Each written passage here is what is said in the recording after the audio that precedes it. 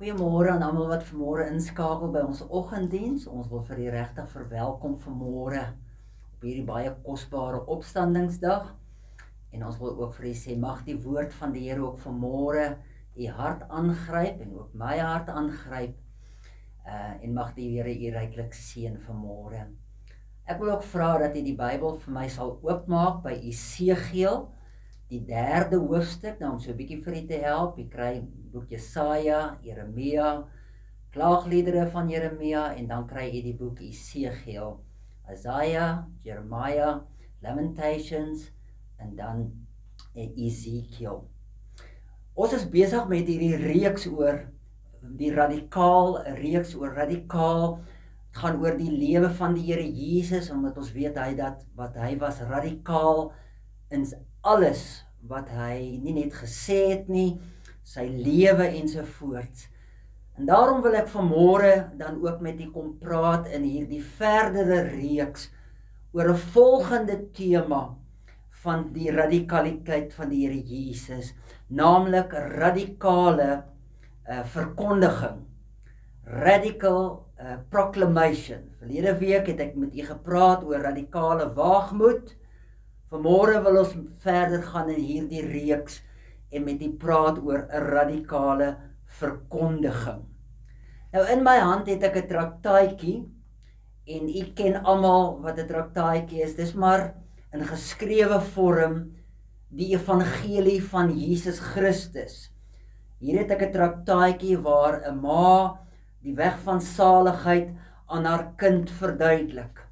Hier is nog 'n traktaatjie, die verhaal van die verlore seun met 'n evangeliese boodskap. En dan het ek 'n derde traktaatjie wat gaan oor die hart van die mens wat in sonde lewe en hoe lyk 'n hart wat by Jesus uitgekom het. Nou daar's 'n baie interessante verhaal met die tema van radikale verkondiging. En ek wil graag vir u hierdie verhaal lees om mee te begin. Miskien ken u dit, maar ek wil graag dit vir u voorlees.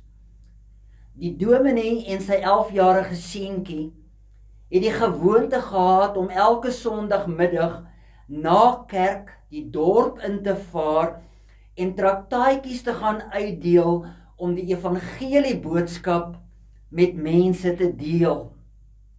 Een Sondag kom die seun by sy pa aan toegewikkel in sy warmste klere. Ek is reg, pa, kan ons maar gaan.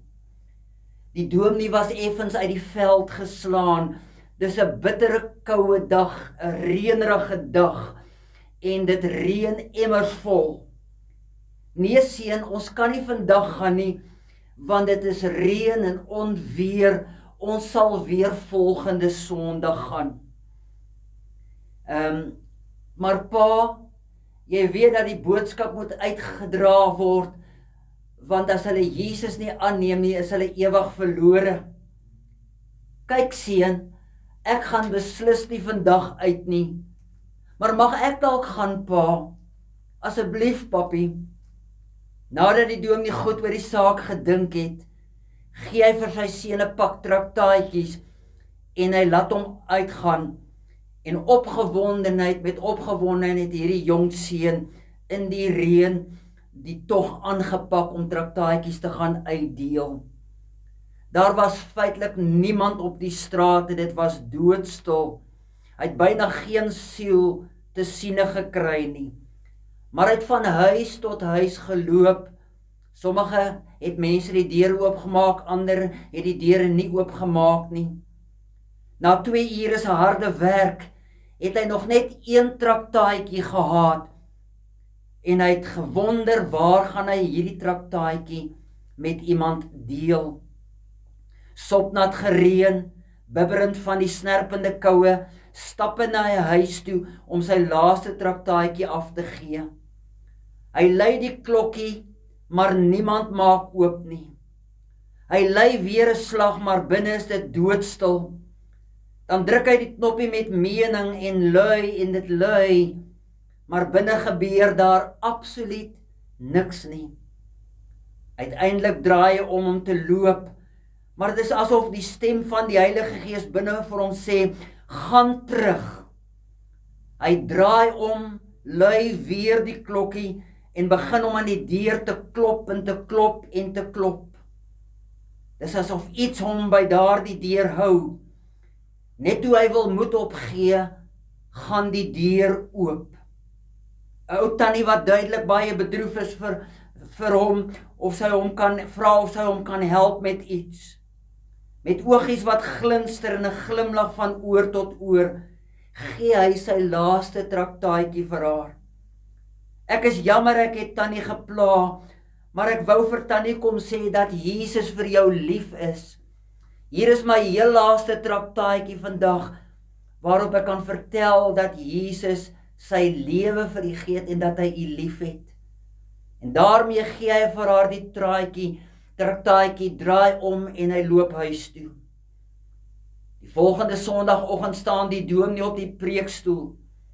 Sy oë gaan oor die gemeente en toe vra hy daar of daar dalk iemand is wat 'n getuienis wil lewer voor die diens begin.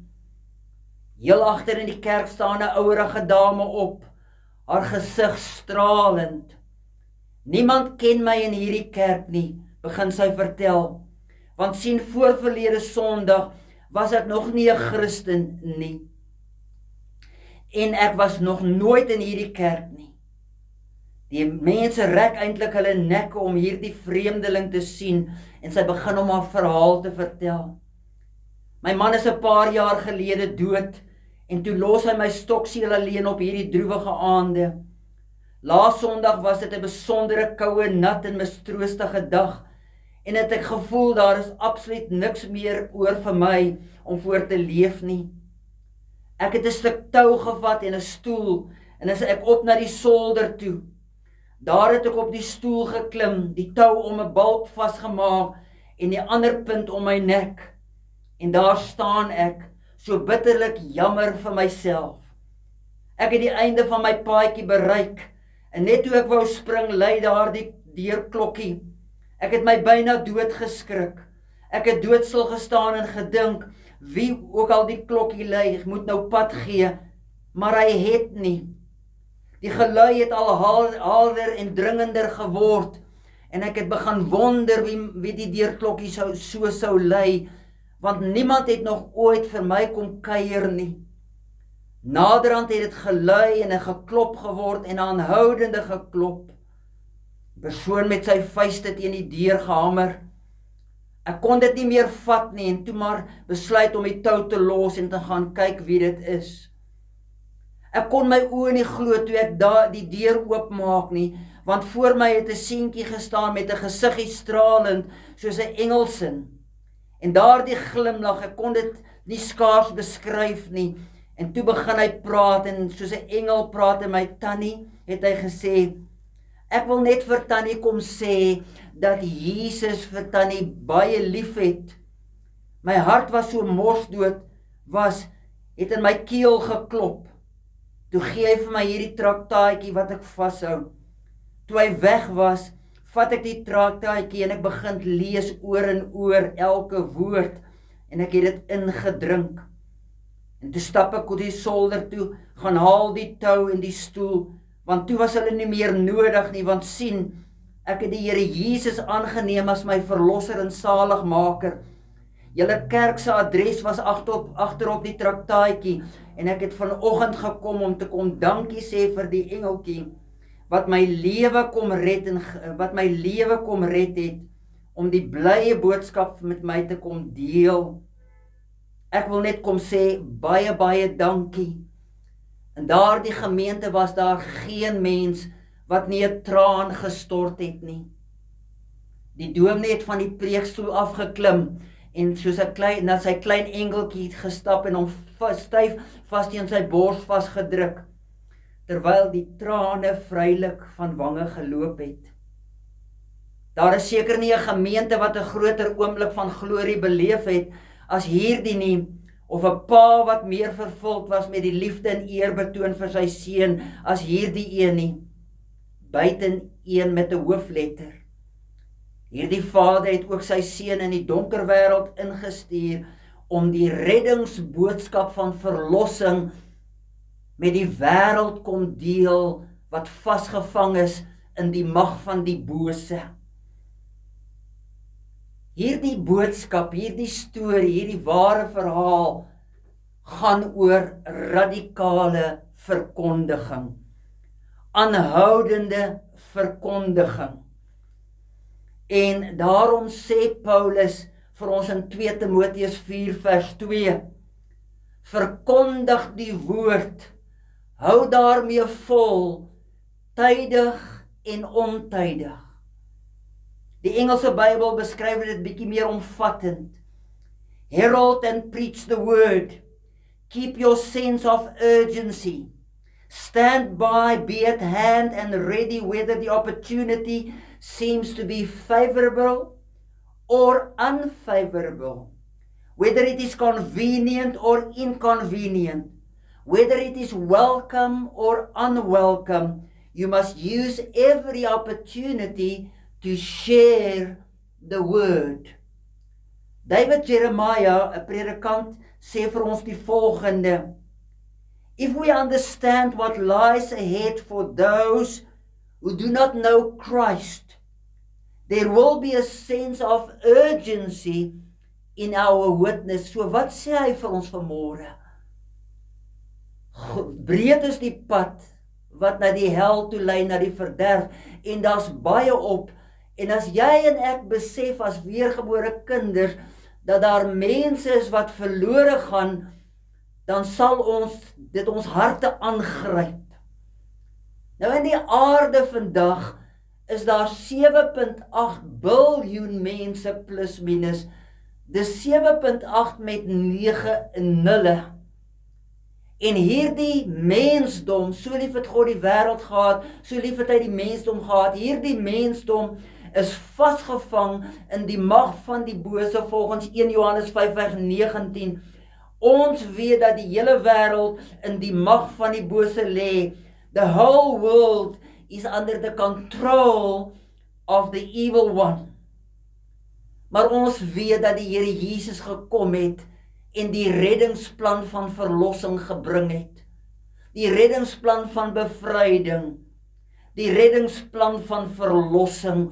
En dit is hoekom die kruis van die Here Jesus so belangrik is, want Efesiërs 1 vers 7 sê, in hom het ons die verlossing, deur sy bloed, die vergifnis van ons misdade, na die rykdom van sy genade.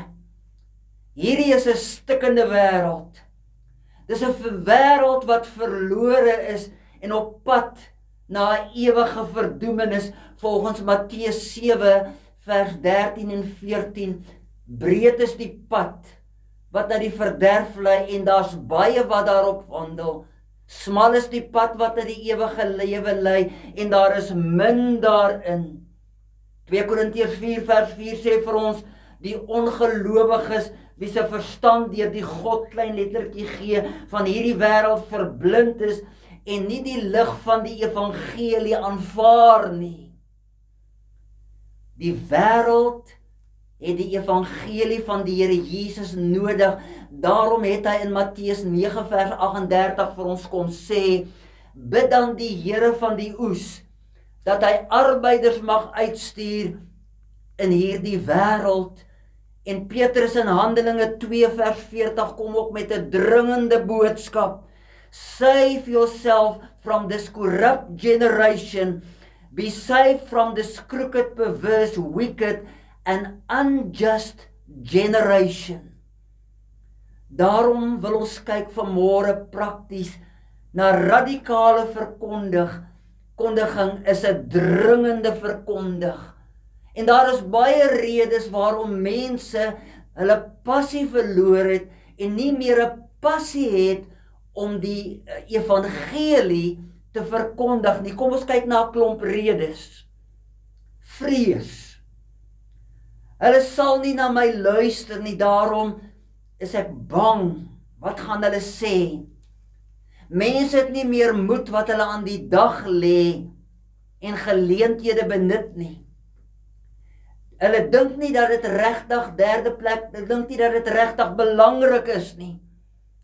Mense voel onseker in hulle self en daarom het hulle die moed om te deel nie. Baie mense praat nie meer maklik oor Jesus nie. Daar is 'n onkunde by baie Christene. Mense het passieloos geword. Mense het wêreld geword volgens 2 Timoteus 3 vers 4, waar mense meer liefhebbers van genot geword het as liefhebbers van God. 2 Timoteus 3 vers 5, hulle het die krag van die evangelie verloor, want hulle het 'n skyn van godsdiens waarmee mense hulle beklee.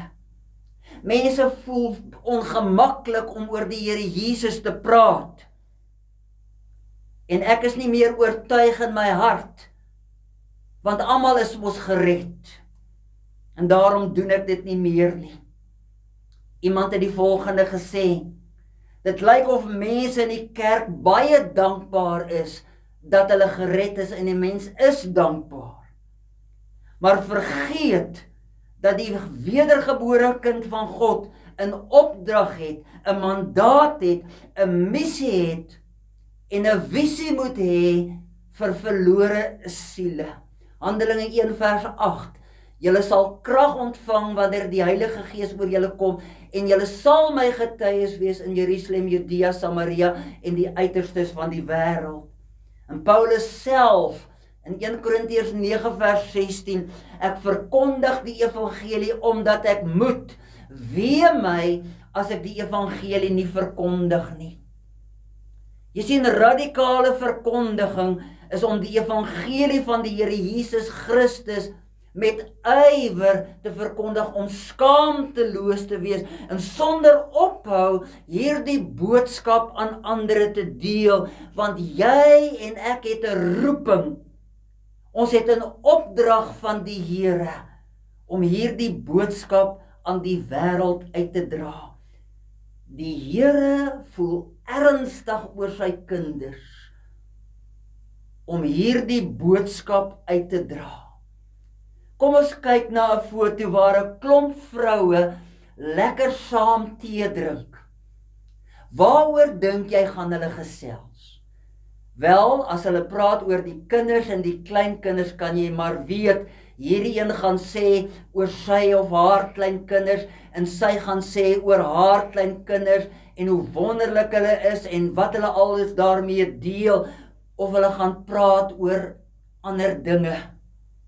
'n Klomp manne wat lekker vleis braai en om die vure staan, dalk met 'n glas drank in die hand, of dalk 'n glas koeldrank in die hand. Waaroor gaan hulle praat? Hulle gaan miskien 'n paar grappe vertel. Hulle gaan definitief oor rugby praat, en oor hulle besigheid gaan hulle praat. En dan 'n klomp mense wat by 'n begrafnis is en dit bywoon. Waaroor gaan hierdie mense praat? Wel, iemand in die diens gaan 'n eulogie gee oor die persoon wat dood is. En hulle gaan met mekaar praat hoe wonderlik hierdie persoon was. Hulle gaan praat oor die eienskappe en hoe hulle saam met die persoon gedeel het. Maar kom ek vir u vanmôre sê, daar is min mense by daai begrafnis wat hierdie vraag gaan vra. Was hierdie persoon waarlik gered? Het hy die Here Jesus, het sy die Here Jesus werklik geken? Die kern van die manne wat vleis braai, wat is die kern van hulle waaroor hulle praat? Die manne, die vroue wat by mekaar is, die kern waaroor hulle praat, die kern by die begrafnis. En ek wil vanmôre vir jou die vraag vra en vir my die vraag vra, waarom is dit nie meer natuurlik by elkeen van ons om oor die Here Jesus te praat en hom deel te maak van die gesprek nie? Dit moet tog natuurlik by jou en my as kind van God is, want as dit nie meer natuurlik is nie, dan het jy en ek werklike probleem in ons geestelike lewe. Nou wil ek hê dat ons moet saam lees in Jesegiel hoofstuk 3 vers 18 tot 21. Nou die konteks van Jesegiel 3 vers 18 tot 21 is waar die volk van God totaal afgedwaal het, en nou stuur hy die profeet Jesegiel om die volk terug te roep na die Here toe. Vers 18. As ek aan die goddelose sê, jy sal sekerlik sterwe, en jy waarsku hom nie, en spreek nie om die goddelose, vir die goddelose weg te waarsku nie, om in die lewe te hou nie, dan sal hy die goddelose deur sy ongeregtigheid sterwe, maar sy bloed sal ek van jou hand eis. Maar as jy die goddelose waarsku, en hy hom nie van sy goddeloosheid en van sy goddelose weg bekeer nie, dan sal hy deur sy ongeregtigheid sterwe, maar jy het jou siel gered. En as 'n geregverdige hom van sy geregtigheid afkeer en onreg doen, en ek 'n struikelblok voor hom gooi, dan sal hy sterwe, omdat jy hom nie gewaarsku het nie, sal hy deur sy sonde sterwe, en aan sy geregtigheid wat hy beoefen het, sal nie gedink word nie, maar sy bloed sal ek van jou hand eis. Maar as jy die regverdige waarsku, dat die regverdige nie moet sondig nie, en hy sondig nie, dan sal hy sekerlik lewe, omdat hy hom laat waarsku het, en jy het jou siel gered. Jy en ek vandag het 'n opdrag van die Here om ander te waarsku en met ander te deel oor die evangelie van Christus. Daarom wil ek vanmôre vir jou 3 praktiese inligting gee, om jou en my prakties te help. Hoe kan ons begin met radikale verkondiging? In die heel eerste plek moet jy en ek verantwoordelikheid aanvaar. We need to accept responsibility. Daarom moet ons weer diep in ons eie harte ondersoek loods en introspeksie doen en weer besluit of tot die besluit te kom dat ek hierdie saak werklik moet vir myself aanspreek en werklik dat dit my aangryp. Nou in Jeremia 1 vers 7 en vers 8 het Jeremia verskoning gehad waar hy vir die Here sê ek is te jonk, I'm just a child. But the Lord said to me, do not say that you are a child, for thou shalt go to all that I sent you, and whatever I command you, that thou shalt speak. En dan kom hy weer om te sê, maar ek is jonk. En dan sê die Here in vers 9, then the Lord put forth his hand and touched my mouth, and the Lord said unto me, behold, I have put my words in your mouth. Ons moet net toelaat dat die Gees deur ons praat. En dis hoekom dit so belangrik is. Jeremia moes na sy verskonings kyk, en ons maak baie maklik verskonings. Hy wat sy hand aan die ploeg slaan en agtertoe kyk, is my nie waardig nie. Dit gaan oor verskonings. Jeremia moes sy verskoning, moes hy in sy sak steek, en die Here stuur hom, sodat hy na die volk kon gaan. Net so moet jy en ek verantwoordelikheid neem en opneem, ons verskonings wegskuif, om die boodskap te gaan deel met ander. Dis nie net die predikante en die sendelinge se werk nie.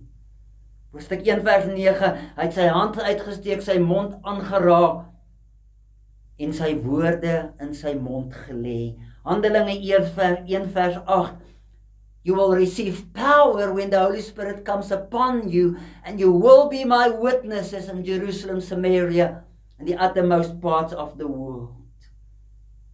'n tweede praktiese raad is om klein te begin, to start small.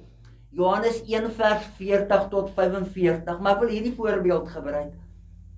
As ons nou 'n lekker choppie op die vuur gesit het, of met 'n stukkie wors, nadat dit klaar gebraai is, gaan ek nie daai hele choppie in my mond indruk en hom eet nie, of daai hele stuk wors in my mond indruk om dit te eet nie. Nee. Ek wil daai choppie geniet. En ek gaan hom stukkie vir stukkie afsny en dit eet en dit geniet. En die stukkie wors gaan ek skyfie vir skyfie afsny, so om klein te begin. En in Johannes 1 vers 40 tot 45 lees ons van 'n broer wat na sy eie broer toe gegaan het. Andreas wat na Petrus toe gegaan het. En Andreas het vir Petrus, toe hy hoor van Jesus, Andreas, het hy Jesus gevolg. Vers 41, daarna het hy eers sy broer Simon gaan soek en vir hom gesê, ons het die Messias gekry. Die Messias beteken Christus. En hy het hom na Jesus toe gebring. In vers 43, waar 'n vriend na Jesus toe bring. Filippus bring Nathanael na Jesus toe, vers 45. Filippus skryf vir Nathanael en sê vir hom, ons het hom gekry van wie Moses in die wet geskryf het en van wie die oor die profete gepraat het. Dit is Jesus, die seun van Josef. Andreas lei Petrus na Jesus. Filippus lei Nathanael na Jesus. En dit was nie moeilik nie. So mens hoef nie ver te gaan nie. Dis op sigself 'n klein begin, maar ook 'n groot begin, want die Here het vir my moed gegee. En hierdie is ons beginpunt, en hieroor moet ons verantwoordelikheid neem. So prakties, wat van my vriend? Wat van 'n kennis? Wat van 'n werkskollega? Dalk van 'n broer of 'n suster in my huisgesin wat die Here nie ken nie. Ek aanvaar verantwoordelikheid vir die mense wat die Here rondom my plaas. Kom ek vra jy die vraag. U sit daar en luister, hoe in hierdie tyd van die virus kan ons meer mense by die kerk kry? Is dit net die predikant se werk? Diakens en ouderlinge? Nee. Dink nou net as daar 20 mense in 'n diens is. En elkeen van hulle besluit hierdie week gaan ek iemand nooi en bring daardie persoon, of ek gaan iemand oplaai en ek bring daardie persoon na die diens toe, kan ons dalk 40 wees. Nou dis presies dieselfde wanneer ek uitreik na een persoon en die evangelie deel en hy of sy mag die Here Jesus aanneem, hulle gaan deel dit verder. Lukas 16 vers 10, wie in die kleinste dinge betroubaar is, gaan ook in die groot dinge betroubaar wees. In die derde plek kom die woord en sê vir ons, gebruik elke geleentheid, make use of every opportunity. Efesiërs 5 vers 16. Maak die beste gebruik van elke geleentheid, want ons lewe in goddelose dae. Colossians 4, 5 and 6. Be wise in the way you act towards outsiders. Make the most of every opportunity and let your conversation always be full of grace and know how to answer everyone. Jy sien, Paulus wil so bietjie jou en my denke aanspreek. Want Paulus was radikaal om die Christene te vervolg en toe hy waaragtig tot bekering kom, radikaal, het sy denke verander, sy uitkyk het verander en nou skryf hy in die woord, wanneer hy sê in 2 Timoteus 4 vers 2, jy moet die woord tydig en ontydig deel. So Paulus wil by ons, by jou en my, wil hy 'n nuwe denkpatroon, 'n nuwe denkrigting wil hy by ons tuis bring om op dit te fokus. As ek nou siek is en ek is besig om te sterwe en iemand het medikasie wat vir my kan help en iemand het die volgende gesê, as iemand vir my medisyne moes bring wat my van 'n doodsbed kan red, sou ek wou hê dat daardie persoon die taak ernstig opneem en so vinnig as moontlik die medisyne van my bring. Ek sal 'n verwagting hê van daardie persoon. Wat is die evangelie? Die evangelie is die medikasie van Christus, van God, die Vader, deur sy Seun, om elke mens geestelik te genees, om mense emosioneel te genees, om mense psigologies te genees, en om mense self fisies te genees. Daarom moet ons die evangelie, die goeie nuus, deel met ander, want redding, verlossing en bevryding bring genesing. En dit bring ook ondersteuning. Wil jy en ek 'n verskil maak vir die koninkryk van God? Dan moet dit ons passie word en moet ons die Here begin vra, Here, gee vir my hierdie passie om geleenthede te benut. Ek wil vir jou vanmôre sê, daar's nie 'n regte tyd of 'n verkeerde tyd nie. Daar's nie 'n regte geleentheid of 'n verkeerde geleentheid nie. Verkondig die woord tydig en ontydig, maak die beste gebruik van elke geleentheid. Elke geleentheid is eintlik 'n geleentheid. Nou wil ek vir jou persoonlik vra, kom wees eerlik met my en ek wil eerlik wees. Hoeveel geleenthede het jy elke dag om die boodskap uit te dra? Wel, as ek vir myself kan noem, ek moet gaan petrol ingooi. Ek gaan dalk Spar toe. Ek het dalk 'n afspraak by die dokter en hier sit iemand langs my. En dan kyk ek in die dag en dat ek dalk 4 of 5 geleenthede. Hoeveel geleenthede kan jy en ek benut elke dag? Radikale verkondiging gaan oor 'n dringendheid om Jesus met mense te deel. Jy hoef nie China toe te gaan om sendingwerk te gaan doen nie. Maar hy roep jou en my hier waar hy ons plaas, by die huis, by die werk, by die skool, by die gimnasium, in die winkels. Wanneer begin ons sendingveld? Die oomblik wanneer ek wakker word en my gereed maak om die dag in te gaan. En ten slotte, wil jy nie in hierdie week dalk 'n traktaatjie 2 of 3 vat en miskien uitdeel en dan net die boodskap sê, dit gaan oor Morena Jesu, oor Jesus Christus. En dis die goeie boodskap. En ek wil hê jy moet dit lees. En sodoende ook deel in iemand anders se lewe. Dis my gebed nie net vir myself nie, maar ook vir jou. Amen. Kom ons bid saam. Dierbare Here Jesus, kom begin by my, by ons elkeen. En Here, doop ons weer met die passie van die verkondiging van die woord. Leer vir ons om radikaal te wees. Leer vir ons om die geleenthede te benut. Om sodoende vir die koninkryk iets te beteken. En ons bid dit vir elkeen en vir onsself, dat dit waar in ons lewe sal wees. Amen.